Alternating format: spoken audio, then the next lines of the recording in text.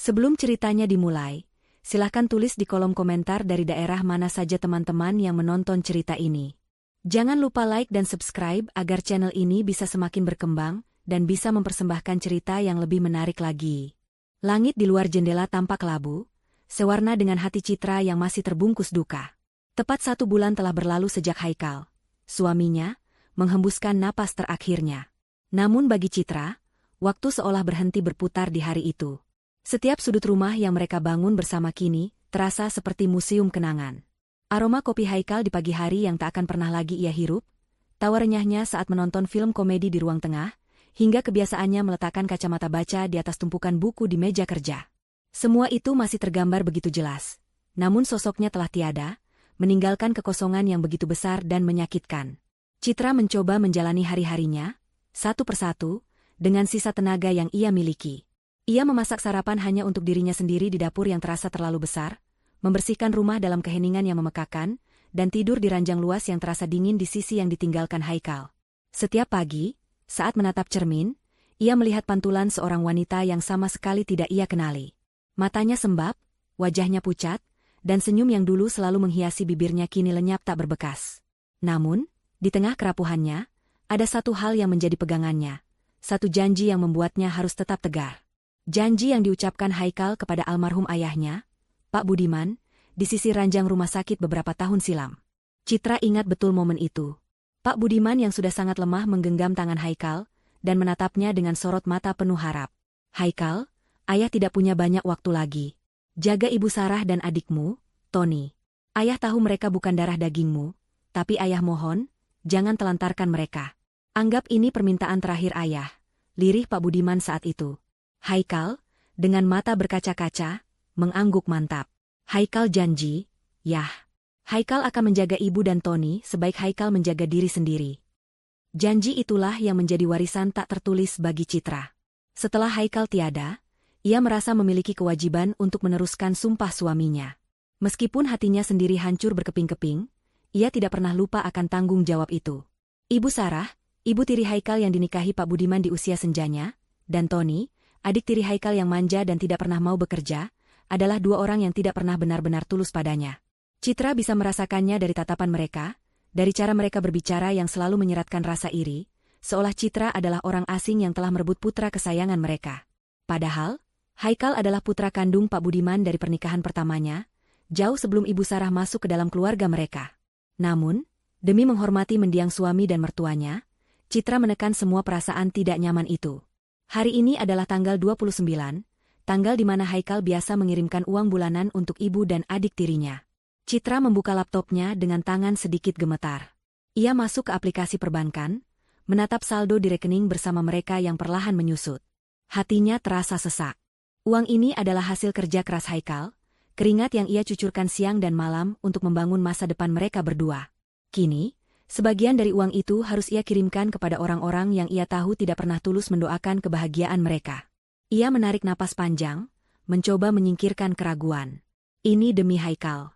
Ini adalah caranya menghormati pria yang sangat ia cintai. Dengan sekali klik, sejumlah uang yang cukup besar berpindah ke rekening Tony. Citra memejamkan mata sejenak, membayangkan senyum Haikal jika ia melihat apa yang baru saja dilakukannya. Semoga kau tenang di sana, sayang. Aku akan menjaga janjimu, bisiknya dalam hati. Baru saja ia hendak menutup laptopnya, ponselnya berdering. Nama, pengacara Suryo, tertera di layar. Pengacara Suryo adalah pengacara keluarga yang sudah lama bekerja untuk perusahaan yang dirintis Haikal. Jantung Citra berdebar sedikit lebih kencang. Tidak biasanya Pak Suryo meneleponnya secara langsung. Halo, selamat siang, Pak Suryo, sapa Citra, berusaha membuat suaranya terdengar normal. Selamat siang, Ibu Citra. Mohon maaf mengganggu waktu Ibu. Saya turut berduka cita yang sedalam-dalamnya atas kepergian Pak Haikal. Suara di seberang terdengar formal dan penuh simpati. Citra hanya bisa menjawab dengan lirih. Terima kasih, Pak. Keheningan sejenak menyelimuti percakapan mereka sebelum pengacara Suryo kembali bersuara. Kali ini dengan nada yang sedikit berbeda, terdengar lebih ragu. Begini, Bu Citra. Sesuai dengan prosedur, setelah 1 bulan masa berkabung, sudah waktunya untuk membacakan surat wasiat yang ditinggalkan oleh almarhum Pak Haikal. Oleh karena itu, saya bermaksud mengundang Ibu Citra, beserta Ibu Sarah dan Bapak Tony, untuk hadir di kantor saya besok lusa. Citra terdiam. Surat wasiat. Haikal pernah menyinggungnya sekali, mengatakan bahwa ia sudah menyiapkan segalanya agar hidup Citra terjamin jika sesuatu terjadi padanya. Baik, Pak. Jam berapa kami harus datang? Tanya Citra. Jam 10 pagi, Bu. Nanti sekretaris saya akan mengirimkan alamat dan detailnya melalui pesan singkat, jawab pengacara itu. Sebelum menutup telepon, ada jeda yang aneh dalam percakapan mereka. Pengacara Suryo terdengar seperti ingin mengatakan sesuatu, namun ragu. Mohon persiapkan diri Ibu, katanya pelan, nyaris seperti bisikan. Ada beberapa hal dalam surat wasiat ini yang tidak sesuai dengan yang pernah almarhum diskusikan dengan saya sebelumnya. Kalimat itu menggantung di udara, meninggalkan sejuta tanya di benak Citra. Apa maksudnya? Perasaan tidak enak mulai merayapi hatinya. Ia mencoba menepisnya, berpikir mungkin ia hanya salah dengar atau terlalu banyak berpikir. Tak lama kemudian, sebuah pesan masuk, berisi undangan resmi dalam bentuk digital yang ditujukan kepadanya, Ibu Sarah, dan Tony, untuk agenda pembacaan surat wasiat mendiang Haikal.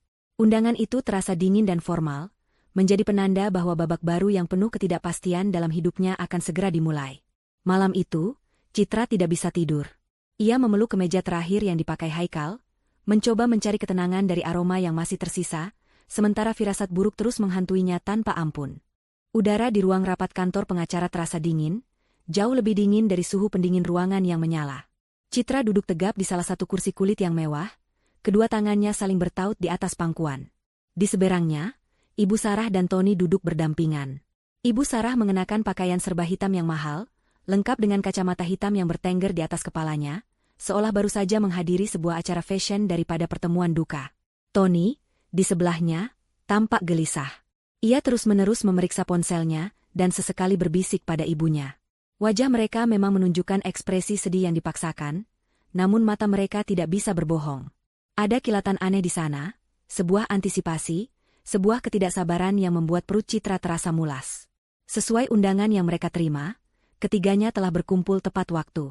Pengacara Suryo duduk di ujung meja, di hadapannya tergeletak sebuah map coklat tebal yang tersegel. Wajahnya tampak kaku dan sulit dibaca. Ia berdeham beberapa kali sebelum memulai, seolah mencoba mengulur waktu. Citra mencoba menenangkan hatinya yang bergemuruh. Ia terus meyakinkan dirinya sendiri bahwa firasat buruknya hanyalah produk dari duka dan kelelahannya. Haikal mencintainya lebih dari apapun di dunia ini. Tidak mungkin suaminya meninggalkan sesuatu yang akan menyakitinya. Tidak mungkin. Selamat pagi, Ibu Citra, Ibu Sarah, Bapak Tony. Terima kasih atas kehadiran Anda semua. Pengacara Suryo memulai dengan suara datar. Tujuan kita berkumpul hari ini adalah untuk melaksanakan amanat dari almarhum Bapak Haikal Budiman, yaitu untuk membacakan surat wasiat terakhir beliau yang telah dibuat dan disahkan di hadapan notaris. Pengacara itu kemudian membuka segel map dengan sebuah pisau kertas kecil. Suara sobekan kertas yang tajam terdengar begitu nyaring di dalam ruangan yang sunyi itu, seolah menyobek harapan terakhir yang dimiliki Citra. Ia melirik ke arah Ibu Sarah, dan untuk sesaat, ia menangkap senyum yang sangat tipis, nyaris tak terlihat, tersungging di bibir ibu tirinya sebelum dengan cepat kembali memasang wajah muram. Jantung Citra seakan diremas. Pengacara Suryo mulai membacakan dokumen di tangannya. Awalnya adalah kalimat-kalimat pembuka yang formal, menyebutkan nama lengkap Haikal, nomor identitasnya, dan pernyataan bahwa surat wasiat itu dibuat dalam keadaan sadar dan tanpa paksaan. Citra menahan napas. Lalu, pengacara itu sampai pada bagian inti, bagian tentang pembagian aset. Adapun seluruh harta kekayaan yang saya tinggalkan, baik yang bergerak maupun tidak bergerak, yang terdaftar atas nama saya, Haikal Budiman, pada saat saya meninggal dunia, dengan ini saya wariskan dan berikan kepada. Pengacara Suryo berhenti sejenak, mengangkat wajahnya dan menatap ketiga orang di hadapannya bergantian, sebelum akhirnya matanya berhenti pada Tony. Lalu, kalimat itu terucap, menghantam Citra seperti sebuah godam raksasa. Kepada adik tiri saya, Tony, putra dari Ibu Sarah. Dunia Citra seakan runtuh saat itu juga. Waktu melambat, suara di sekitarnya meredam menjadi dengungan tak berarti. Ia pasti salah dengar. Ini pasti mimpi buruk. Ia menatap pengacara Suryo dengan tatapan tidak percaya, mencari secercah tanda bahwa ini semua hanyalah sebuah kesalahan. Namun, sang pengacara justru menghindari tatapannya dan melanjutkan membaca dengan suara yang semakin pelan, seolah ia pun merasa bersalah harus mengucapkan kata-kata itu. Satu persatu aset Haikal disebutkan. Perusahaan rintisan yang dibangunnya dari nol, rumah yang mereka tinggali, beberapa bidang tanah investasi, portofolio saham, dan seluruh isi rekening banknya. Semuanya, tanpa terkecuali, diserahkan kepada Tony. Nama Citra, istrinya, wanita yang telah menemaninya selama 10 tahun dalam suka dan duka, sama sekali tidak disebutkan. Seolah-olah ia tidak pernah ada. Seolah-olah ia hanyalah bayangan dalam kehidupan Haikal. Apa maksudnya ini? Akhirnya suara Citra keluar, lirih dan bergetar, lebih ditujukan pada dirinya sendiri daripada pada orang lain di ruangan itu. Ibu Sarah langsung memasang aksi terbaiknya. Ia terkesiap dramatis, menutup mulutnya dengan sebelah tangan. Ya Tuhan, Tony, semua untukmu, nak, katanya dengan nada pura-pura terkejut, matanya melirik penuh kemenangan ke arah putranya. Tony, yang tadinya gelisah, kini duduk tegak dengan senyum angkuh yang berusaha ia sembunyikan. Saya juga tidak menyangka, Bu. Mungkin ini cara Mas Haikal berterima kasih karena kita sudah menjadi keluarganya, sahut Tony, melirik sinis ke arah Citra. Citra merasa mual. Sandiwara murahan di hadapannya begitu menjijikkan. Pengkhianatan ini terlalu besar, terlalu dalam. Bukan harta yang ia tangisi, tetapi memorinya bersama Haikal yang seolah dinodai dan dihancurkan begitu saja. Bagaimana mungkin Haikal melakukan ini? Pria yang setiap malam berbisik di telinganya bahwa Citra adalah satu-satunya hartanya, pria yang berjanji akan selalu melindunginya. Bagaimana mungkin ia menulis surat wasiat sekejam ini? Semua janji manis itu, semua kenangan indah itu, apakah semuanya bohong? Kepalanya pusing, ruangan itu terasa berputar. Ia bangkit dari kursinya dengan lunglai, mengabaikan panggilan pengacara Suryo. Ia harus segera pergi dari tempat itu sebelum ia benar-benar hancur.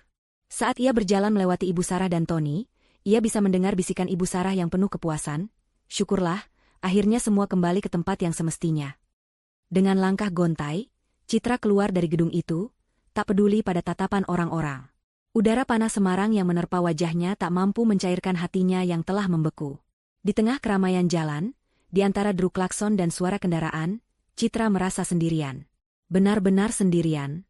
Saat itulah, sebuah kenangan melintas di benaknya. Kenangan saat ia pertama kali bertemu Pak Budiman. Ayah Haikal itu tersenyum begitu hangat padanya, lalu menoleh pada Haikal dan berkata dengan tulus, "Jaga dia baik-baik, Haikal. Ayah tidak punya banyak hal untuk diwariskan padamu, tapi ayah menitipkan dia. Berjanjilah untuk menjaga Citra.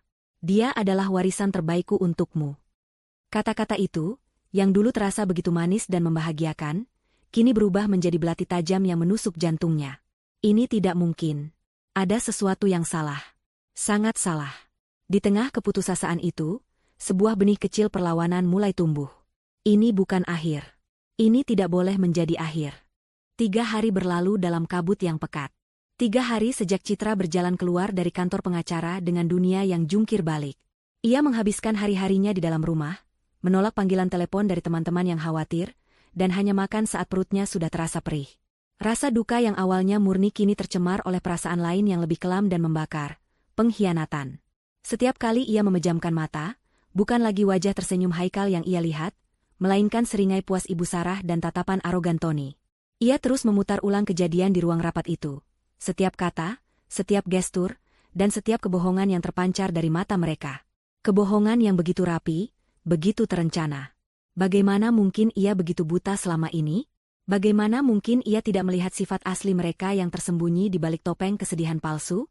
Angin yang bertiup melalui jendela yang terbuka membawa hawa panas khas Semarang, namun tidak mampu menghangatkan hati Citra yang membeku. Kemarahan memberinya kekuatan yang aneh. Ia tidak lagi menangis. Air matanya seolah sudah kering, digantikan oleh bara api yang menyala di dalam dadanya. Bara api itu menuntut kejelasan, menuntut kebenaran. Ia mulai berpikir lebih jernih. Haikal tidak mungkin melakukan ini. Pria yang memilihkan sendiri bingkai foto pernikahan mereka, karena ingin setiap hari melihat senyum istrinya saat ia bekerja, tidak mungkin menghapus nama istrinya dari lembar masa depannya. Pria yang panik membawanya ke rumah sakit hanya karena ia demam ringan, tidak mungkin tega menelantarkannya tanpa sepeser pun harta. Ini bukan surat wasiat Haikal. Ini adalah mahakarya kejahatan Ibu Sarah dan Tony. Saat ia sedang termenung di ruang kerja Haikal, ditemani tumpukan buku-buku arsitektur yang bisu, ponselnya di atas meja bergetar. Sebuah pesan masuk dari Tony. Jantungnya berdebar, bukan karena takut, tapi karena amarah yang tiba-tiba melonjak. Dengan tangan yang mantap, ia membuka pesan itu. Isinya singkat dan kurang ajar. "Mbak, bulanan belum masuk." Ibu nanyain. Citra menatap pesan itu selama beberapa detik. Uang bulanan. Di tengah semua kekacauan ini, setelah mereka merampas seluruh hidupnya, mereka masih berani menagih uang recehan darinya? Citra tertawa, tawa yang terdengar serak dan penuh kepahitan. Ia meletakkan kembali ponselnya, mengabaikan pesan itu. Ia tidak akan membalasnya. Biarkan mereka menunggu. 15 menit kemudian, ponselnya bergetar lagi. Pesan kedua dari Tony, kali ini nadanya lebih menuntut. Mbak Citra, kok diread doang? Ditungguin dari kemarin. Mau dipakai buat bayar tagihan. Citra menarik napas dalam-dalam.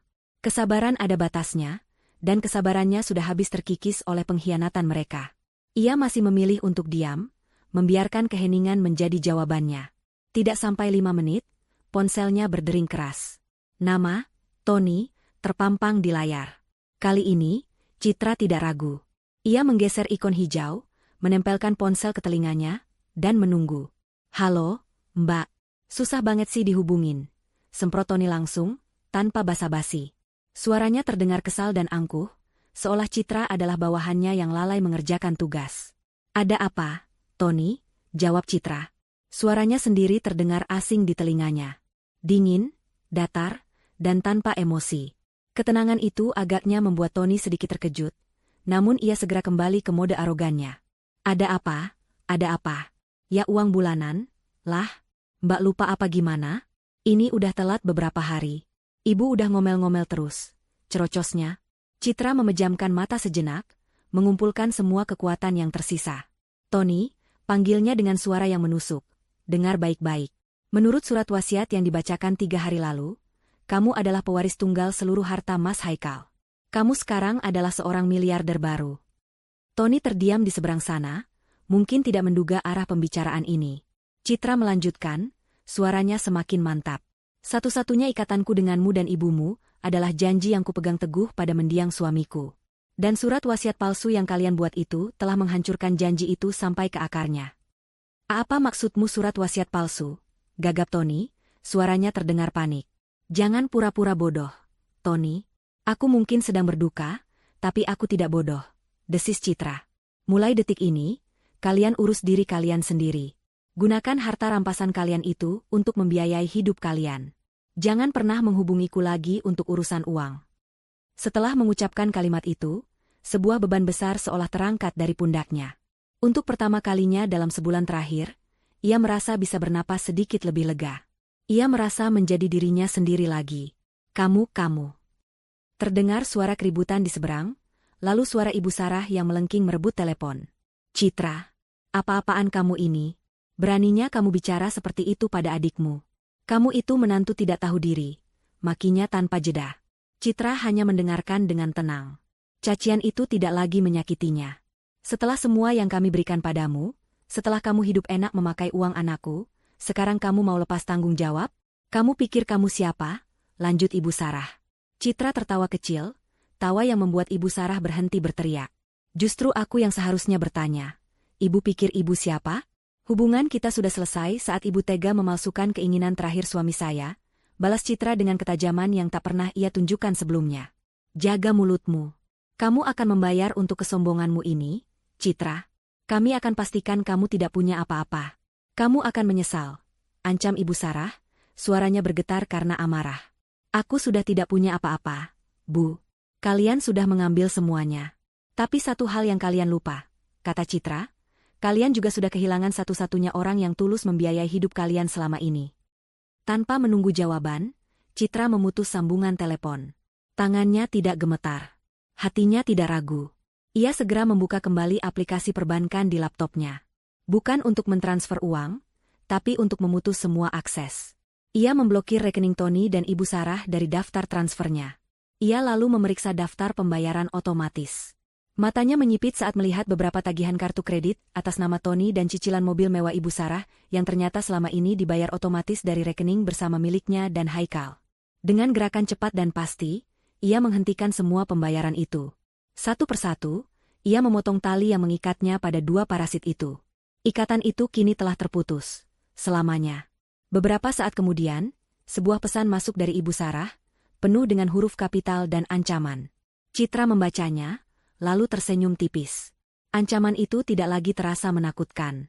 Justru, itu menjadi bahan bakar baru untuk perjuangannya. Setelah konfrontasi sengit melalui telepon itu, suasana di dalam rumah terasa berbeda. Keheningan yang tadinya terasa menyesakan kini berubah menjadi ketenangan yang menumbuhkan kekuatan. Citra tidak lagi merasa seperti korban yang pasrah pada takdir. Keputusannya untuk melawan telah memberinya tujuan baru, sebuah misi di tengah badai dukanya. Ia tahu, melawan Ibu Sarah dan Tony tidak akan mudah. Mereka licik dan sudah mempersiapkan segalanya dengan matang.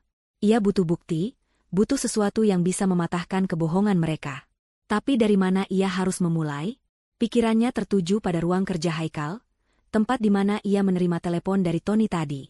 Ruangan itu adalah saksi bisu dari kerja keras suaminya, sekaligus tempat di mana banyak rahasia keluarga tersimpan. Mungkin ada sesuatu di sana, sebuah petunjuk yang ditinggalkan Haikal, sekecil apapun itu. Dengan semangat baru, ia mulai melakukan apa yang selama ini ia tunda, membereskan barang-barang pribadi suaminya. Ini bukan lagi sekadar kegiatan seorang janda yang berduka, melainkan pekerjaan seorang penyelidik yang mencari kebenaran. Setiap laci yang ia buka, setiap map yang ia sentuh, terasa seperti membuka sebuah kapsul waktu. Ia menemukan sketsa-sketsa lama Haikal saat mereka baru merintis usaha, tiket bioskop pertama mereka yang masih tersimpan rapi, hingga foto-foto liburan mereka yang penuh tawa. Rasa rindu yang tajam menghantamnya, membuat matanya kembali basah. Ia membiarkan dirinya menangis sejenak, melepaskan sesak di dadanya, sebelum kembali menguatkan hati. Fokusnya tertuju pada sebuah meja kayu jati tua yang kokoh di sudut ruangan. Meja itu adalah peninggalan Pak Budiman, ayah Haikal. Haikal sangat menyayangi meja itu dan menjadikannya tempat untuk menyimpan dokumen-dokumen penting. Citra mulai memeriksa setiap laci. Laci pertama berisi perlengkapan kantor.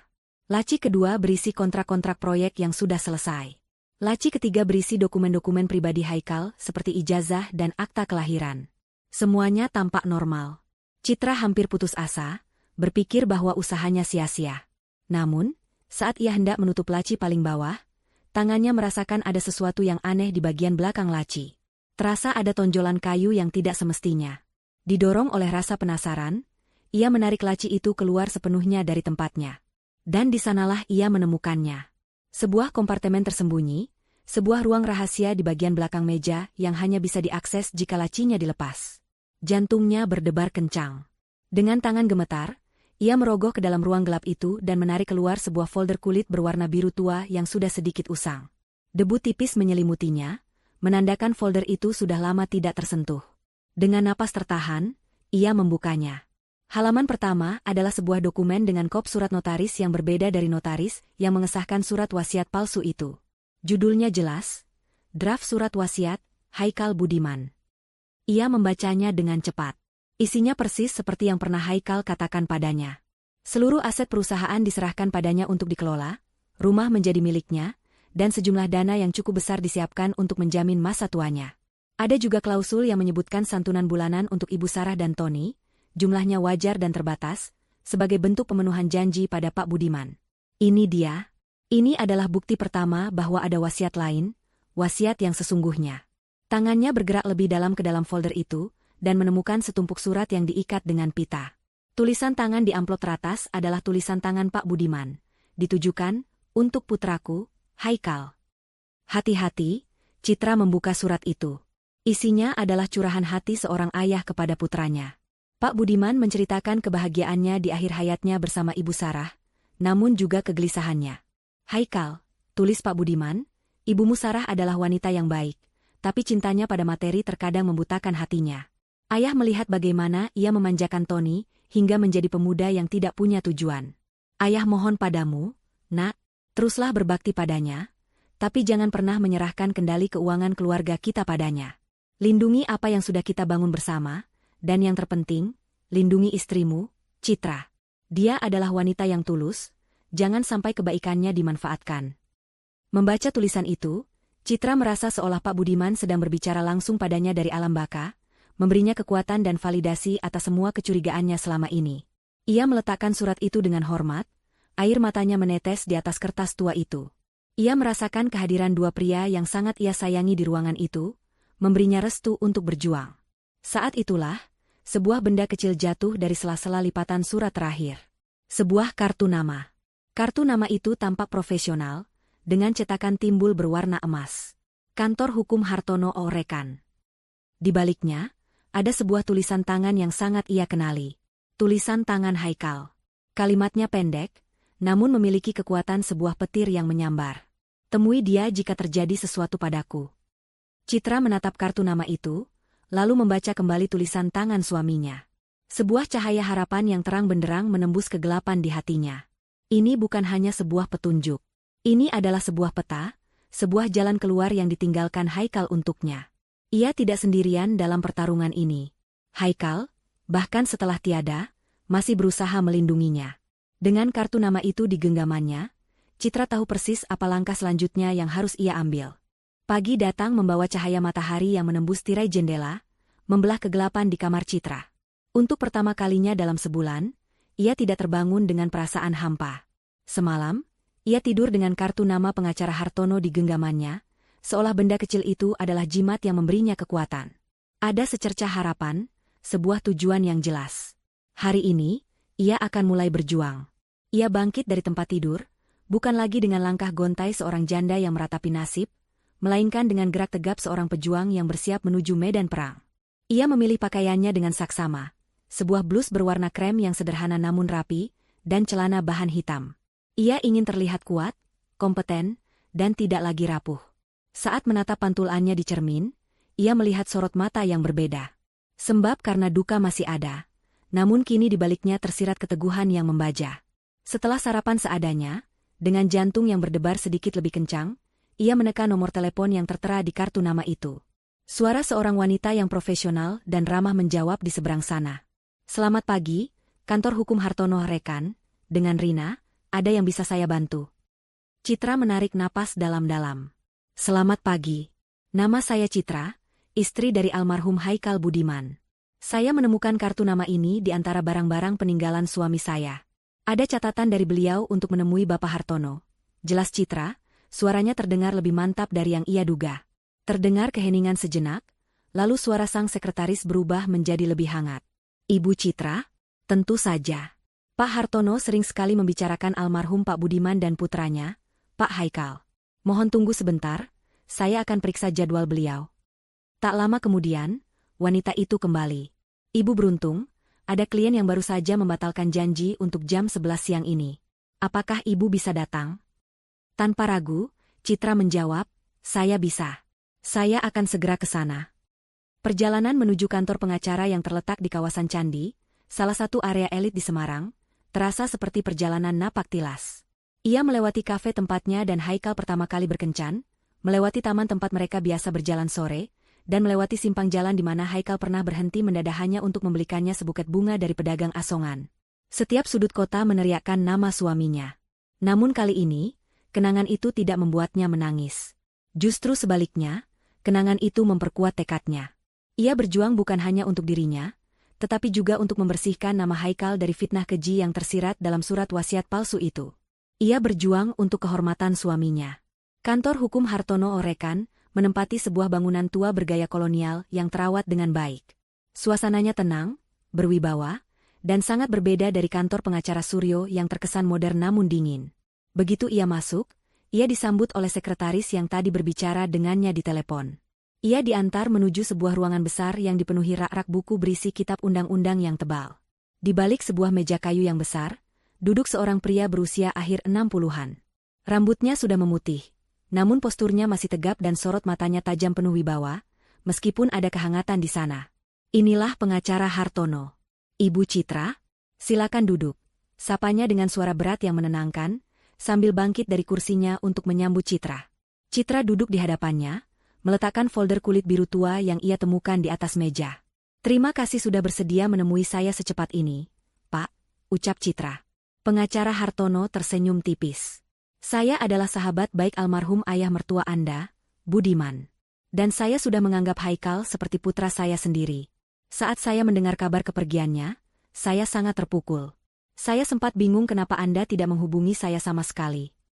Hati Citra mencelos. Tentu saja Ibu Sarah dan Tony tidak akan membiarkannya menghubungi pengacara yang jujur.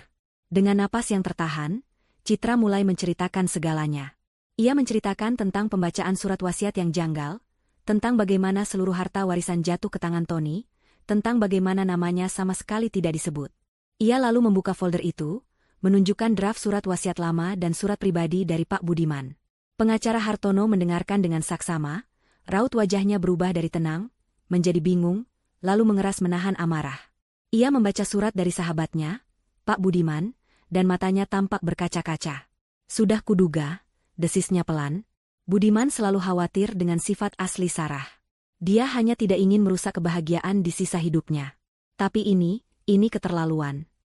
Ia lalu mengambil salinan surat wasiat palsu yang sempat diberikan Citra oleh sekretaris pengacara Suryo.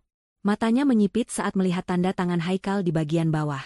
Ini memang mirip sekali dengan tanda tangan Haikal, gumamnya. Tapi ada sesuatu yang aneh. Tarikannya terlalu sempurna, terlalu stabil untuk orang yang sedang sakit keras. Saya curiga mereka tidak memalsukannya dengan cara biasa. Mungkin mereka menjiplak atau memindainya secara digital dari dokumen lain, lalu mencetaknya seolah-olah asli. Kemudian, pengacara Hartono melakukan sesuatu yang membuka kotak Pandora. Ia bangkit dari kursinya, berjalan menuju lemari arsip besar di belakangnya, dan kembali dengan membawa sebuah map tebal berlabel, Keluarga Budiman. Citra, katanya dengan nada serius, Haikal adalah anak yang cerdas dan sangat mencintai Anda. Beberapa tahun lalu, setelah ayahnya meninggal dan ia melihat gelagat ibu tirinya yang kurang baik, ia datang kemari. Ia tahu hal seperti ini mungkin terjadi.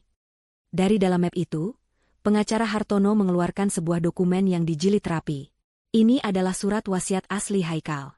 Dibuat dan ditandatangani di kantor ini, dengan saya dan 2 staf saya sebagai saksi yang sah. Dokumen ini juga sudah didaftarkan secara resmi di kementerian.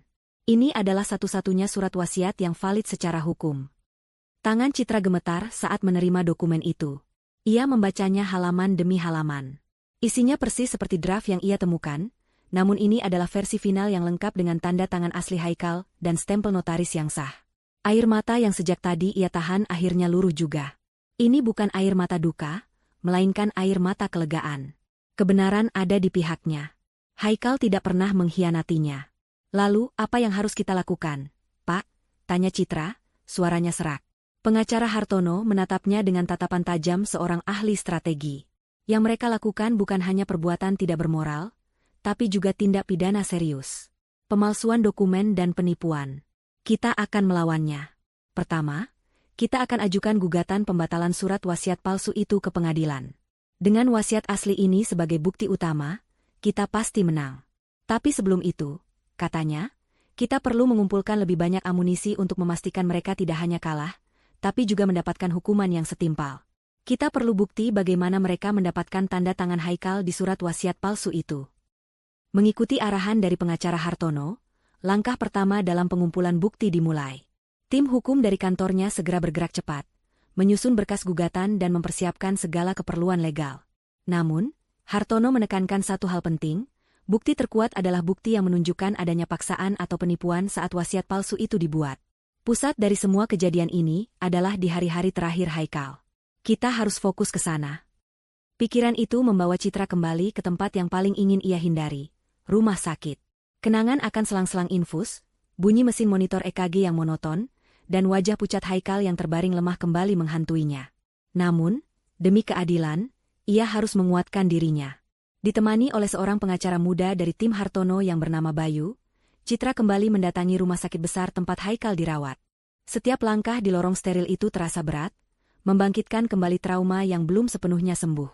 Bau desinfektan yang khas menusuk hidungnya, mengingatkannya pada hari-hari putus asa saat ia berdoa tanpa henti demi kesembuhan suaminya. Bayu, yang tampaknya mengerti perasaan Citra, berjalan di sisinya dalam diam, memberikan dukungan tanpa banyak bicara. Tujuan mereka adalah bagian administrasi dan keamanan rumah sakit. Dengan surat pengantar resmi dari kantor hukum, Bayu menjelaskan maksud kedatangan mereka. Kami sedang dalam proses penyelidikan awal untuk sebuah kasus perdata dan pidana. Kami membutuhkan akses terhadap 2 hal, buku catatan pengunjung dan rekaman kamera CCTV di koridor lantai VVIP, khususnya di depan kamar nomor 502, selama periode perawatan almarhum Bapak Haikal Budiman. Awalnya, pihak rumah sakit menunjukkan keberatan. Mereka beralasan bahwa data tersebut bersifat rahasia dan menyangkut privasi pasien. Namun, Bayu sudah mengantisipasi hal ini. Ia mengeluarkan surat perintah penyelidikan awal dari kepolisian yang berhasil didapatkan oleh tim Hartono, yang memberikan mereka wewenang legal untuk meminta data tersebut demi kepentingan penegakan hukum.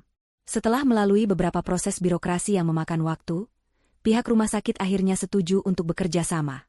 Mereka mempersilakan Citra dan Bayu untuk menunggu di sebuah ruangan kecil, sementara tim IT mereka menyiapkan data rekaman CCTV yang diminta. Menunggu di ruangan itu adalah sebuah siksaan bagi Citra. Ia teringat bagaimana Ibu Sarah dan Tony sering datang berkunjung. Saat itu, ia menganggapnya sebagai bentuk perhatian. Mereka akan datang, membawakan buah-buahan, dan duduk di samping ranjang Haikal. Ibu Sarah akan mengelus kepala Haikal dengan penuh sandiwara, sementara Tony akan sibuk dengan ponselnya. Citra, yang kelelahan karena menjaga Haikal semalaman, seringkali disuruh pulang oleh Ibu Sarah untuk beristirahat. Biar Ibu dan Tony yang jaga malam ini, Citra. Kamu butuh istirahat, kasihan wajahmu sampai pucat begitu, kata Ibu Sarah waktu itu. Citra, dalam kepolosannya, merasa bersyukur dan menurut. Kini, saat mengingat kembali momen itu, ia merasa begitu bodoh. Malam-malam saat ia tertidur lelap di rumah karena kelelahan, adalah malam-malam di mana konspirasi paling keji itu mungkin sedang dijalankan. Setelah hampir 2 jam menunggu, seorang staf IT masuk ke ruangan, membawa sebuah hard disk eksternal. Ini adalah salinan rekaman dari 3 kamera yang mengarah ke koridor dan pintu kamar 502, selama seminggu terakhir perawatan Bapak Haikal. Total ada ratusan jam rekaman, jelas staf itu. Bayu mengangguk dan berterima kasih. Mereka tidak bisa memeriksa rekaman itu di sana. Mereka membawanya kembali ke kantor hukum Hartono, di mana sebuah layar besar sudah disiapkan. Bersama Hartono, Bayu, dan seorang ahli forensik digital, mereka mulai pekerjaan yang membosankan sekaligus menegangkan, menonton rekaman demi rekaman. Jam demi jam berlalu. Mereka melihat rutinitas rumah sakit yang monoton. Perawat lalu lalang, dokter melakukan visit, petugas kebersihan mendorong troli mereka. Mereka melihat Citra yang datang setiap pagi dengan wajah penuh harap dan pulang setiap sore dengan langkah gontai. Mereka juga melihat Ibu Sarah dan Tony yang datang hampir setiap malam. Hingga akhirnya, pada rekaman dari hari ketiga sebelum Haikal meninggal, mereka menemukan sesuatu. Ahli forensik menghentikan video pada pukul 11 malam. Rekaman itu menunjukkan koridor yang sepi. Lihat, kata ahli itu sambil menunjuk ke layar. Di rekaman itu, tampak Ibu Sarah berdiri di ujung koridor, tampak gelisah sambil terus melihat ke arah ruang perawat. Tak lama kemudian, dari arah lift, muncul Tony. Ia tidak sendirian. Di sampingnya berjalan seorang pria lain yang tampak lebih gugup, membawa sebuah tas kerja. Mereka bertiga sempat berbincang singkat dengan gerak-gerik konspiratif, sebelum Ibu Sarah memberi isyarat agar kedua pria itu masuk ke kamar Haikal, sementara ia tetap berjaga di luar. Siapa pria itu? Tanya Citra, jantungnya berdegup kencang. Tim kami sudah melacak data notaris yang tertera di surat wasiat palsu itu. Namanya Bambang. Fotonya cocok dengan pria ini. Dia teman lama Tony yang sedang terlilit utang judi, jelas Bayu. Ahli forensik memperbesar gambar dari kamera yang posisinya paling dekat dengan pintu kamar. Meskipun tanpa suara, apa yang mereka saksikan selanjutnya adalah bukti kejahatan yang tak terbantahkan. Pintu kamar Haikal tidak tertutup rapat, menyisakan celah kecil yang memungkinkan kamera menangkap sebagian pemandangan di dalam. Mereka bisa melihat Tony dan notaris itu mendekati ranjang Haikal. Haikal tampak terbaring sangat lemah, mungkin dalam pengaruh obat tidur atau penenang dosis tinggi. Tony terlihat berbicara di telinga kakak tirinya, sebelum mengeluarkan setumpuk kertas dari tas kerja sang notaris. Lalu, adegan yang paling memuakkan itu terjadi. Tony mengangkat tangan kanan Haikal yang terkulai lemas. Dengan satu tangan memegangi pulpen, dan tangan lainnya membimbing tangan Haikal, Tony memaksa kakak tirinya untuk membubuhkan goresan yang mereka sebut sebagai tanda tangan di atas dokumen-dokumen itu. Proses itu berlangsung cepat, dan setelahnya mereka bergegas keluar dari kamar. Citra menutup mulutnya, menahan rasa mual dan amarah yang meluap-luap. Melihat suaminya yang tak berdaya diperlakukan seperti itu, adalah siksaan yang lebih berat dari apapun. Air matanya mengalir deras. Namun kali ini bukan karena duka, melainkan karena murka. Ia kini memiliki bukti visual atas kebejatan mereka. Hartono meletakkan tangannya yang kebapakan di bahu Citra. Wajahnya mengeras, penuh dengan amarah yang dingin. Mereka sudah selesai, katanya dengan suara rendah namun mematikan. Bayu menoleh ke arah Citra, tatapannya penuh simpati sekaligus keyakinan. Ibu Citra, katanya, ini lebih dari cukup. Mereka sudah terjerat. Jerat itu kini telah terpasang, dan Citra akan memastikan jerat itu mengencang, tanpa ada ampun. Hari persidangan tiba di bawah langit Semarang yang mendung, seolah alam pun turut merasakan ketegangan yang menggantung di udara. Udara di dalam ruang sidang Pengadilan Negeri Semarang terasa pengap dan berat. Citra duduk di barisan depan, diapit oleh pengacara Hartono dan Bayu. Ia mengenakan blazer hitam yang membuatnya terlihat formal dan tangguh, meskipun di dalamnya jantungnya berdebar kencang. Ini adalah puncak dari perjuangannya selama beberapa minggu terakhir. Di seberang ruangan, di kursi pihak tergugat, duduklah Ibu Sarah dan Tony. Mereka tampak begitu percaya diri. Ibu Sarah bahkan sempat melemparkan senyum mengejek ke arah Citra saat mereka pertama kali bertatapan. Pengacara Suryo, yang mendampingi mereka, terlihat sama angkuhnya, menata tumpukan dokumen di mejanya dengan gerakan yang penuh keyakinan. Mereka jelas tidak tahu badai macam apa yang akan segera menerjang mereka. Sidang dimulai. Hakim ketua, seorang pria parubaya yang berwajah tegas dan berwibawa, membuka persidangan. Pihak Ibu Sarah dan Tony, sebagai tergugat, mendapat giliran pertama untuk memaparkan kasus mereka. Pengacara Suryo maju dengan langkah angkuh. Ia memaparkan argumennya dengan lancar, menceritakan dongeng yang sudah ia karang dengan rapi. Ia menggambarkan Haikal sebagai anak yang sangat berbakti, yang di akhir hayatnya menyadari bahwa satu-satunya keluarga sejatinya adalah ibu dan adik tiri yang selalu ada untuknya. Ia melukiskan Citra sebagai sosok istri yang jauh dan tidak peduli, sehingga wajar jika Haikal memutuskan untuk tidak mewariskan apapun padanya. Puncaknya, ia menunjukkan surat wasiat palsu itu sebagai bukti final yang tak terbantahkan. Yang mulia, katanya dengan suara lantang, dokumen ini adalah keinginan suci terakhir dari almarhum Haikal Budiman. Menggugat keabsahannya sama saja dengan melecehkan memori almarhum. Ibu Sarah bahkan menambahkan drama dengan menyeka air mata palsu di sudut matanya. Citra mendengarkan semua kebohongan itu dengan tangan terkepal di bawah meja. Amarahnya mendidih, namun ia menahannya, percaya penuh pada strategi yang telah disiapkan Hartono. Setelah pengacara Suryo selesai dengan bualannya, tiba giliran pihak Citra. Pengacara Hartono bangkit, gerakannya tenang namun penuh kepastian. Seluruh perhatian di ruangan itu kini tertuju padanya. Yang mulia hakim, sapanya dengan suara yang dalam dan jelas, apa yang baru saja kita dengar dari rekan saya adalah sebuah cerita fiksi yang sangat menarik. Namun, di pengadilan ini, kita tidak berurusan dengan fiksi. Kita berurusan dengan fakta dan kebenaran. Hartono memulai serangannya. Pertama, katanya sambil meletakkan sebuah dokumen yang dijilid rapi di hadapan hakim, pihak tergugat mendasarkan seluruh klaim mereka pada surat wasiat tertanggal 1 minggu sebelum almarhum meninggal. Namun, kami memiliki surat wasiat lain. Surat wasiat yang dibuat oleh almarhum Haikal Budiman 3 tahun yang lalu, di saat beliau dalam keadaan sehat walafiat, dan didaftarkan secara sah di Kementerian Hukum dan HAM. Wajah pengacara Suryo, Ibu Sarah, dan Tony seketika berubah. Riak keterkejutan mulai menjalar di antara mereka. Hartono membiarkan momen itu meresap sebelum melanjutkan. Dalam wasiat yang asli dan sah ini, almarhum dengan sangat jelas mewariskan seluruh asetnya kepada istri tercintanya, Ibu Citra. Serangan kedua dilancarkan. Hartono memanggil saksi ahli, seorang spesialis forensik digital. Ahli tersebut menjelaskan dengan detail dan ilmiah tentang kejanggalan pada tanda tangan di surat wasiat palsu.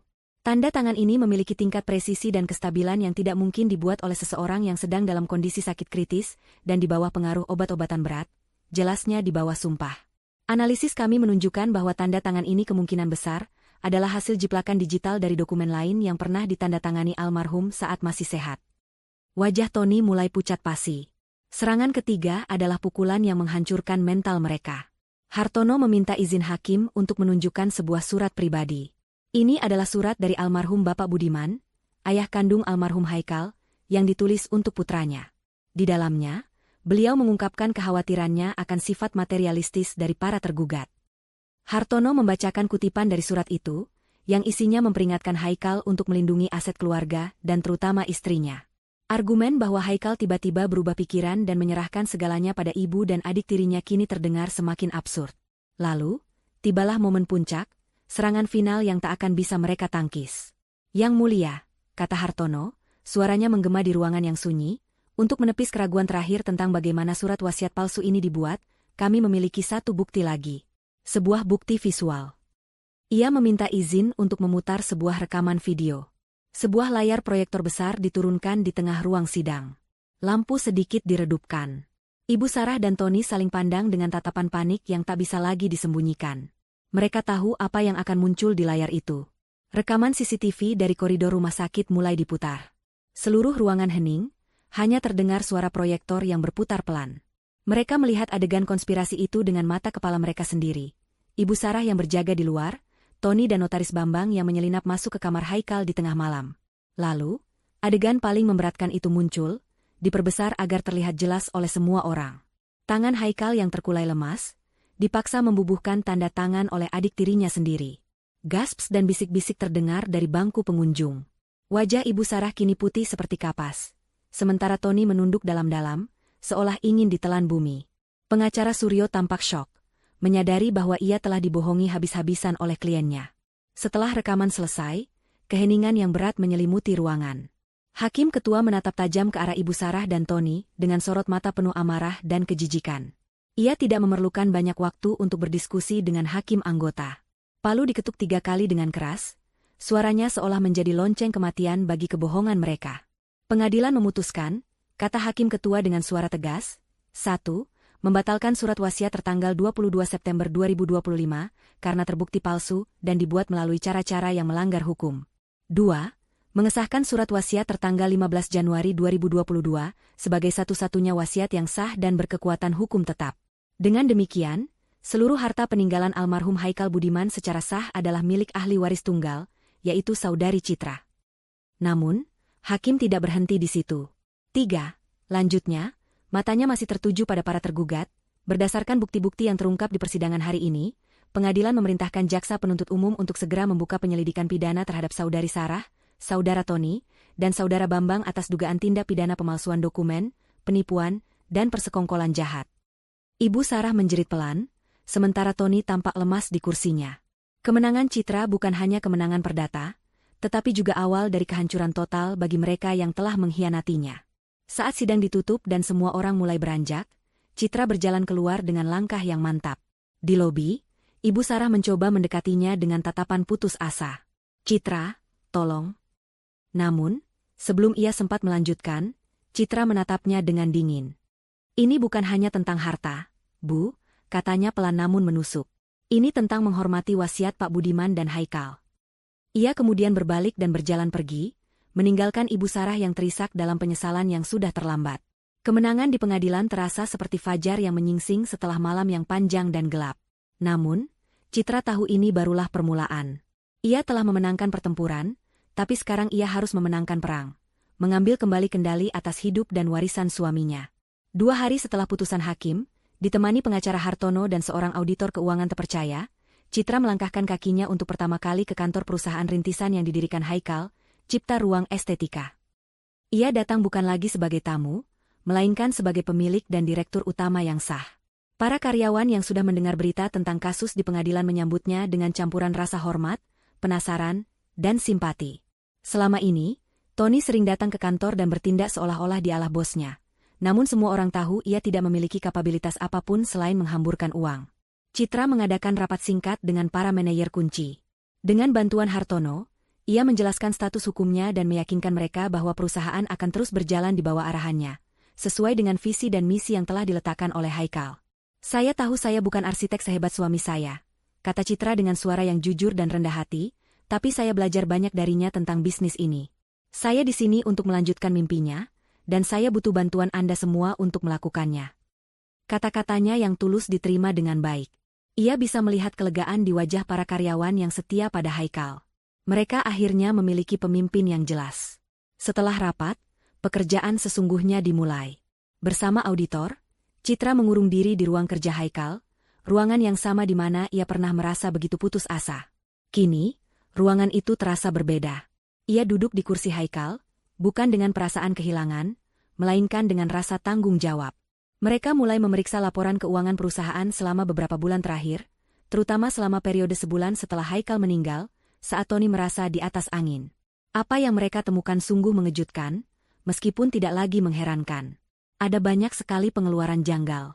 Pembelian jam tangan mewah, tagihan makan malam di restoran-restoran mahal, biaya perjalanan liburan ke Bali untuk Tony dan teman-temannya, semuanya dibebankan ke kartu kredit perusahaan.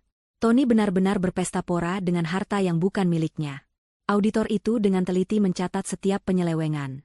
"Ini semua bisa kita jadikan bukti tambahan untuk kasus pidananya, Bu. Ini menunjukkan niat buruk dan penyalahgunaan wewenang yang jelas," jelas sang auditor.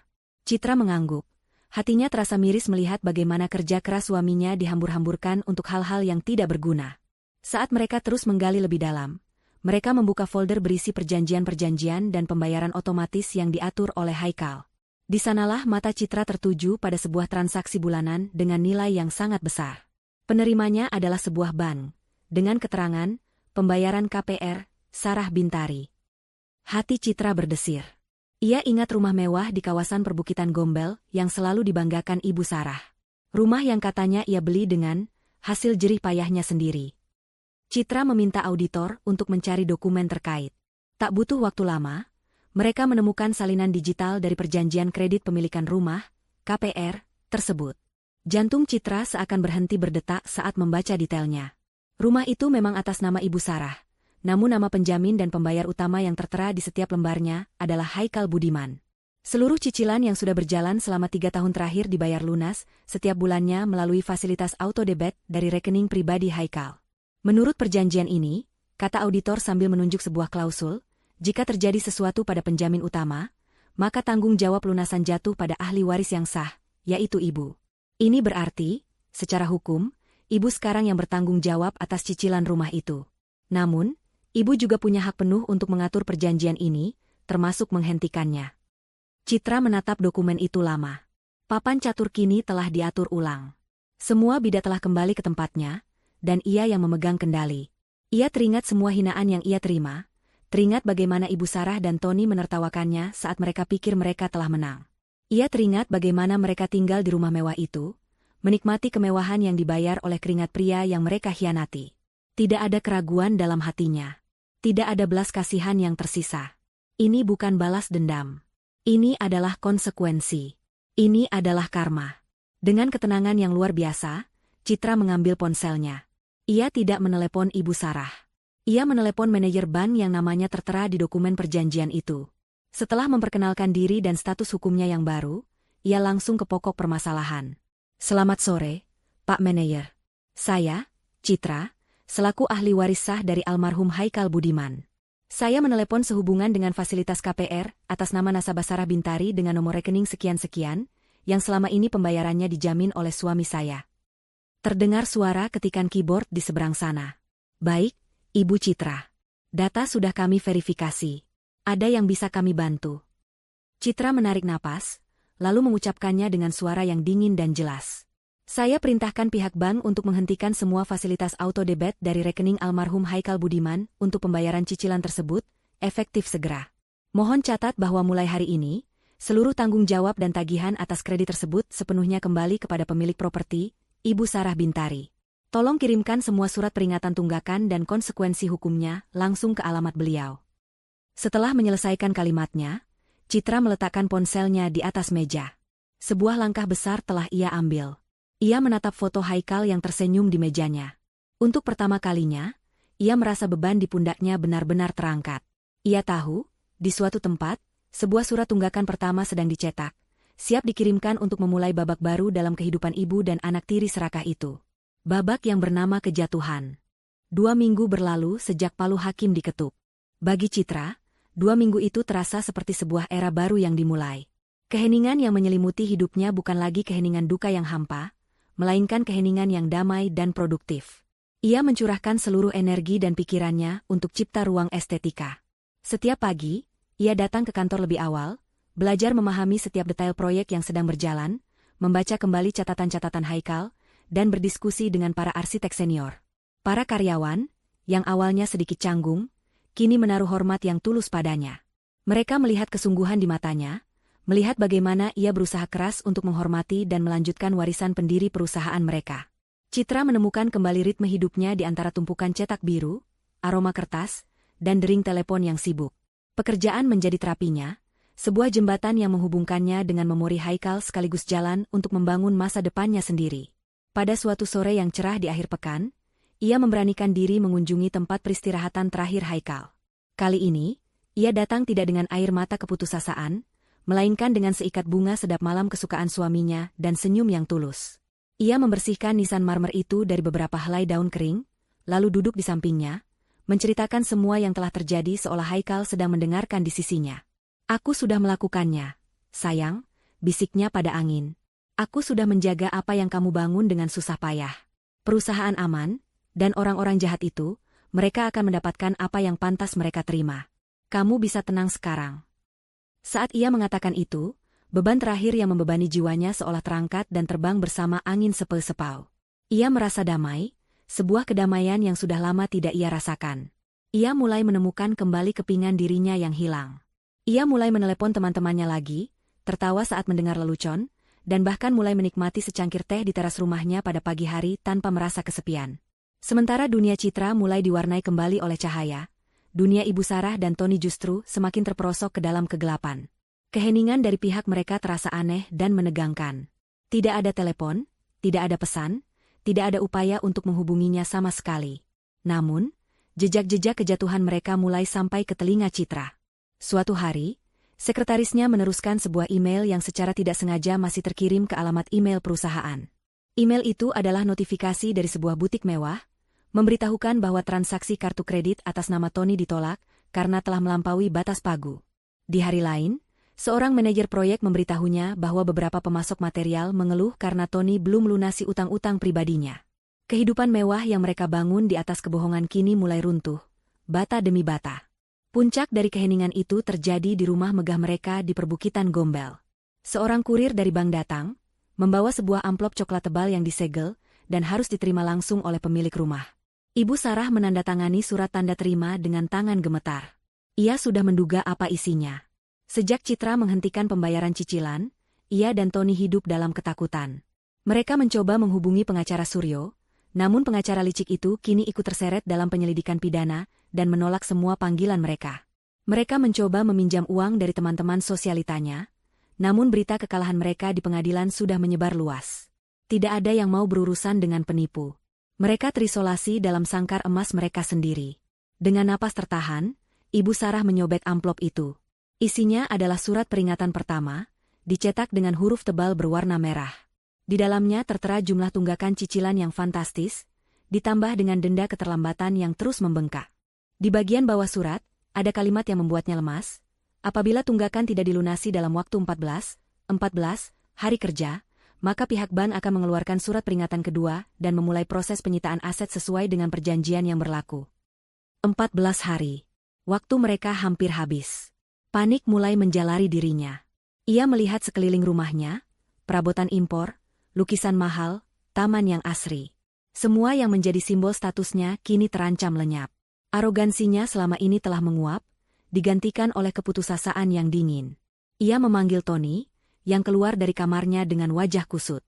Ia menunjukkan surat itu pada putranya. Kita harus melakukan sesuatu, desis Ibu Sarah, suaranya bergetar. Tony hanya bisa menatap surat itu dengan nanar. Ia tidak punya solusi. Semua aksesnya telah ditutup. Semua temannya menjauh. Mereka benar-benar sudah terpojok. Malam itu, hujan pertama di akhir September mulai turun, mengguyur kota Semarang dengan deras. Citra sedang duduk di ruang tengah, menikmati secangkir teh jahe hangat sambil mendengarkan alunan musik klasik. Suara hujan yang jatuh di atap rumah terdengar menenangkan, seolah sedang menyucikan dunia di luar sana. Ia merasa nyaman dan aman di dalam rumahnya, rumah yang kini benar-benar menjadi miliknya. Tepat saat itu, di tengah alunan musik dan derai hujan, ponselnya berdering. Nada deringnya terdengar begitu nyaring, memecah ketenangan malam. Citra meraih ponselnya, dan matanya terpaku pada nama yang tertera di layar. Ibu Sarah. 2 minggu keheningan itu akhirnya pecah. Momen yang ia tahu pasti akan datang kini telah tiba. Ia membiarkan ponselnya berdering beberapa saat, menarik napas panjang, menenangkan detak jantungnya. Kemudian, dengan jari yang mantap dan hati yang telah siap, ia menggeser ikon hijau. Halo, sapanya dengan suara yang tenang dan terkendali. Tidak ada salam, tidak ada basa-basi. Begitu panggilan tersambung, suara melengking penuh kepanikan dan amarah dari Ibu Sarah langsung meledak, memekakkan telinga. Citra, apa yang kamu lakukan? Dasar perempuan tidak tahu balas budi. Teganya kamu melakukan ini pada kami, teriaknya histeris. Suara di latar belakang terdengar samar-samar, mungkin suara Tony yang ikut panik. Citra tetap diam. Ia menjauhkan sedikit ponsel dari telinganya, membiarkan luapan emosi mentah itu menghantamnya tanpa perlawanan. Ia berjalan perlahan menuju jendela besar yang menghadap ke taman belakang. Tetesan air hujan mengalir deras di kaca, menciptakan tirai buram antara dirinya dan dunia luar. Pemandangan itu terasa begitu kontras dengan kekacauan yang sedang berlangsung di ujung telepon. Surat dari Ban datang. Mereka bilang rumah ini akan disita. Kamu senang sekarang? Kamu senang melihat kami menderita seperti ini? Lanjut Ibu Sarah, napasnya tersengal-sengal di antara isak tangis yang dibuat-buat dan makian yang tulus. Ini rumah peninggalan ayahnya Haikal. Kamu tidak punya hak. Kamu harus membayar cicilannya. Sekarang juga. Ini semua salahmu. Setiap kata yang keluar dari mulutnya adalah tuduhan. Setiap kalimat adalah perintah. Tidak ada sedikit pun nada penyesalan, tidak ada permohonan maaf. Yang ada hanyalah keserakahan dan keegoisan yang sama seperti yang selama ini ia tunjukkan. Ia tidak meminta bantuan, ia menuntut hak yang ia rasa masih menjadi miliknya. Citra mendengarkan semua itu dengan ketenangan yang luar biasa. Hatinya tidak lagi merasakan sakit atau amarah. Yang ia rasakan hanyalah sebuah jarak yang sangat jauh. Seolah ia sedang mendengarkan rengekan seorang anak manja dari seberang lautan. Wanita yang sedang berteriak-teriak di telepon itu terasa begitu asing, begitu kecil. Badai amarahnya tidak lagi mampu menyentuh kedamaian yang telah Citra bangun dengan susah payah di dalam dirinya. Ia terus menatap rintik hujan, membiarkan Ibu Sarah menghabiskan semua energi dan kata-katanya, hingga yang tersisa hanyalah keheningan dan suara napasnya yang terengah-engah. Setelah beberapa detik yang terasa panjang, saat Ibu Sarah tampaknya kehabisan tenaga untuk berteriak, Citra akhirnya angkat bicara. Suaranya tidak bergetar. Suaranya dingin, jernih, dan setajam pisau bedah. Sudah selesai, Bu? Tanyanya pelan. Pertanyaan sederhana itu justru membuat Ibu Sarah kembali meradang. Namun kali ini lebih seperti rengekan putus asa. Apa maksudmu sudah selesai? Kamu harus menolong kami, Citra. Kamu punya semua uang Haikal sekarang. Apa susahnya membayar cicilan ini? Itu bukan uangmu, itu uang anakku. Citra tersenyum tipis, senyum yang tidak akan pernah bisa dilihat oleh Ibu Sarah. Inilah saatnya. Momen untuk mengakhiri segalanya. Momen untuk mengucapkan kata-kata yang telah ia simpan di dalam hatinya. Ibu, katanya, nadanya berubah menjadi lebih formal dan menusuk, memotong semua ikatan terakhir di antara mereka. Sejak hari di mana Anda dengan tega merekayasa keinginan terakhir dari pria yang memanggil Anda, Ibu, sejak Anda memasukkan tanda tangan anak tiri Anda sendiri, hanya demi merampas hak saya. Citra berhenti sejenak, membiarkan kata-katanya meresap, memberikan jeda yang menyiksa bagi pendengarnya. Sejak saat itu juga, semua urusan Anda bukan lagi urusan saya. Keheningan total menyelimuti ujung telepon. Bahkan suara napas Ibu Sarah pun tak terdengar. Mungkin ia syok. Mungkin ia tidak percaya dengan apa yang baru saja ia dengar. Bagi Citra, kata-kata itu adalah deklarasi kemerdekaannya. Kata-kata itu adalah palu hakim terakhir yang ia ketukan untuk menutup babak kelam dalam hidupnya. Sebelum Ibu Sarah sempat memproses dan mengeluarkan makian baru, Citra melakukan gerakan terakhir. Ia tidak membanting telepon. Dengan gerakan yang tenang dan elegan, ia menyentuh ikon merah di layarnya, mengakhiri panggilan itu. Lalu, tanpa ragu sedikitpun, ia membuka kontak, mencari nama, Ibu Sarah, dan menekan tombol, blokir kontak. Selesai. Ia meletakkan ponselnya di meja. Tubuhnya terasa ringan. Udara di sekitarnya terasa lebih bersih. Di luar, hujan mulai reda, menyisakan aroma tanah basah yang segar. Dari balik awan, seberkas cahaya bulan yang pucat mulai tampak, seolah ikut menyaksikan momen pembebasannya. Citra menatap keluar jendela sekali lagi. Ia tidak merasa bahagia karena balas dendam. Ia merasa damai karena keadilan. Ia tahu, di rumah mewah di atas bukit sana, kepanikan dan kehancuran baru saja dimulai. Tapi seperti yang ia katakan, itu semua bukan lagi urusannya. Malam itu, untuk pertama kalinya, Citra tidur tanpa mimpi buruk. Ia tidur lelap, memimpikan masa depan yang terbentang luas di hadapannya, sebuah halaman kosong yang siap ia tulis dengan kisahnya sendiri. Kisah tentang kekuatan, ketegaran, dan kemenangan sejati. 1 tahun berlalu. Musim hujan telah berganti kemarau, lalu kembali menyapa Semarang dengan gerimisnya yang menenangkan. Waktu, sang penyembuh terbaik, telah bekerja dengan ajaib. Luka yang dulu menganga di hati Citra kini telah menutup, menyisakan bekas tipis yang bukan lagi menjadi sumber rasa sakit, melainkan pengingat akan kekuatan yang tidak pernah ia duga ia miliki. Hari-hari yang ia jalani tidak lagi dibayangi oleh masa lalu. Ia telah belajar untuk menari bersama kenangan, bukan terkurung di dalamnya. Cipta Ruang Estetika, perusahaan yang diwariskan Haikal kepadanya, kini berada di puncak kejayaannya. Di bawah kepemimpinan Citra, perusahaan itu tidak hanya berkembang pesat, tetapi juga menemukan jiwa barunya. Citra, dengan kepekaan dan empatinya, mengarahkan fokus perusahaan pada proyek-proyek yang memiliki dampak sosial. Mereka baru saja memenangkan tender besar untuk merancang sebuah perpustakaan umum modern dan ramah anak di pusat kota, sebuah proyek yang menjadi impian lama Haikal. Di ruang rapat yang sama di mana ia dulu merasa begitu kecil dan sendirian, kini ia duduk di kepala meja, memimpin presentasi dengan percaya diri. Para karyawan tidak lagi melihatnya sebagai janda Pak Haikal, melainkan sebagai Ibu Citra, seorang pemimpin yang adil, visioner, dan inspiratif. Ia menggabungkan kejeniusan desain Haikal dengan sentuhan hatinya sendiri, menciptakan sebuah harmoni yang membawa perusahaan ke level yang lebih tinggi. Kehidupan pribadinya pun turut mekar. Ia tidak lagi tinggal di rumah besar yang penuh kenangan itu. Setelah 6 bulan, ia memutuskan untuk menjualnya kepada sebuah keluarga muda yang tampak begitu bahagia. Ia membeli sebuah paviliun yang lebih kecil di area yang tenang, dengan taman belakang yang luas tempat ia bisa menanam bunga-bunga favoritnya. Di sanalah ia menemukan kembali dirinya. Ia mulai melukis lagi, hobi yang sempat ia tinggalkan setelah menikah. Kanvas-kanvas di sudut ruang tamunya kini dipenuhi warna-warni cerah, cerminan dari jiwanya yang telah pulih. Ia menjalin kembali hubungan dengan teman-teman lamanya, mengisi akhir pekannya dengan tawa, secangkir kopi, dan obrolan ringan yang menyegarkan jiwa. Ia telah belajar bahwa hidup terus berjalan, dan kebahagiaan bisa ditemukan kembali dalam bentuk yang berbeda. Pada suatu sore yang teduh, dalam perjalanan pulang dari sebuah pertemuan, Citra tanpa sengaja melewati kawasan perbukitan Gombel. Dari kejauhan, ia bisa melihat rumah megah yang dulu menjadi simbol keserakahan Ibu Sarah. Rasa penasaran mendorongnya untuk sedikit melambatkan laju mobilnya. Cat rumah itu sudah baru, warnanya lebih cerah. Di halaman depannya, seorang anak perempuan kecil sedang bermain ayunan, didorong oleh ayahnya. Tawa riang mereka terdengar hingga ke jalan. Rumah itu telah menemukan pemilik yang tepat, diisi oleh kebahagiaan yang tulus, bukan kepalsuan. Citra tersenyum tipis. Tidak ada rasa sakit, tidak ada rasa kemenangan yang sombong.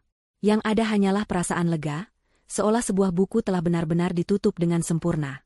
Ia menginjak pedal gas dan melaju pergi, meninggalkan pemandangan itu di kaca spionnya tanpa menoleh lagi. Lalu, bagaimana dengan mereka yang telah menabur angin? Mereka telah menuai badai yang sesungguhnya. Karma, yang berjalan lambat namun pasti, telah menemukan alamat mereka masing-masing. Proses pidana yang diperintahkan hakim berjalan tanpa ampun. Semua bukti terlalu kuat untuk disangkal. Notaris Bambang dan pengacara Suryo menjadi yang pertama hancur. Keduanya dicabut izin praktiknya seumur hidup, reputasi mereka hancur lebur. Bambang, yang terlilit utang, dijatuhi hukuman penjara 5 tahun karena perannya dalam pemalsuan dokumen negara. Suryo, meskipun tidak dipenjara, menjadi paria di komunitas hukum. Tony, sang pewaris gadungan, menerima hukuman yang paling berat. Selain pemalsuan, ia juga terbukti melakukan penggelapan dana perusahaan. Hakim tidak menunjukkan belas kasihan pada pemuda manja yang tidak menunjukkan penyesalan itu. Ia divonis 7 tahun penjara. Di balik jeruji besi, tanpa uang, tanpa kemewahan, dan tanpa ada yang bisa disuruh-suruh, Tony akhirnya dipaksa untuk menghadapi konsekuensi dari kemalasan dan keserakahannya seumur hidup. Nasib Ibu Sarah mungkin adalah yang paling tragis. Karena usianya, hakim memberinya hukuman percobaan dengan wajib lapor. Ia tidak dipenjara, namun kehidupannya di luar terasa lebih buruk dari kurungan besi. Setelah rumahnya disita oleh bank, ia tidak punya apa-apa lagi. Teman-teman sosialitanya yang dulu selalu memujinya kini berbalik mencemooh dan menghindarinya. Ia terusir dari surga dunia yang ia ciptakan sendiri. Tanpa uang dan koneksi, ia terpaksa menyewa sebuah kamar kos kecil di daerah pinggiran kota yang padat dan panas. Dari sebuah mansion dengan pemandangan kota, ia kini tinggal di sebuah ruangan sempit dengan jendela yang menghadap ke tembok tetangga. Setiap hari ia hidup dalam penyesalan dan kepahitan, meratapi kemewahan yang telah hilang dan menyalahkan semua orang kecuali dirinya sendiri. Hukuman terbesarnya bukanlah kehilangan harta, melainkan kehilangan status dan harga diri yang selama ini menjadi satu-satunya sumber kebahagiaannya. Ia hidup dalam penjara yang ia ciptakan sendiri, penjara kesepian dan kenangan akan kejayaan yang tak akan pernah kembali. Saat mobil Citra memasuki halaman pavilionnya yang asri, rintik hujan kembali turun. Ia mematikan mesin dan terdiam sejenak di dalam mobil, mendengarkan suara hujan yang mengetuk atap. Ia teringat percakapan terakhirnya dengan pengacara Hartono beberapa bulan lalu. Anda sudah mendapatkan semuanya kembali, Bu Citra. Keadilan sudah ditegakkan, kata pria tua bijaksana itu.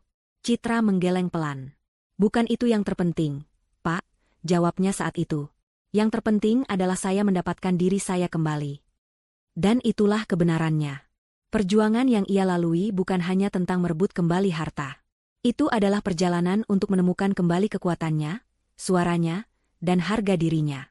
Ia telah membuktikan, bukan hanya pada dunia, tetapi juga pada dirinya sendiri, bahwa ia bukanlah wanita lemah yang bisa ditindas.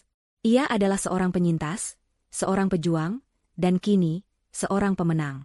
Haikal telah mewariskan kepadanya sebuah perusahaan dan kekayaan, tetapi takdir dan ujian hidup telah memberinya warisan yang jauh lebih berharga, ketangguhan jiwa dan keberanian untuk memulai lembaran baru. Citra keluar dari mobil, membiarkan gerimis lembut membasahi wajahnya. Rasanya sejuk dan menyegarkan. Ia menengadah ke langit kelabu, dan untuk pertama kalinya, ia tidak lagi melihat duka di sana. Ia melihat harapan. Ia melihat fajar yang baru. Dengan senyum yang tulus dan hati yang lapang, ia melangkah masuk ke dalam rumahnya, siap menyeduh secangkir teh hangat dan melanjutkan lukisannya. Kanvas hidupnya masih terbentang luas, dan ia kini memegang kuasnya sendiri, siap melukis masa depan dengan warna-warni pilihannya.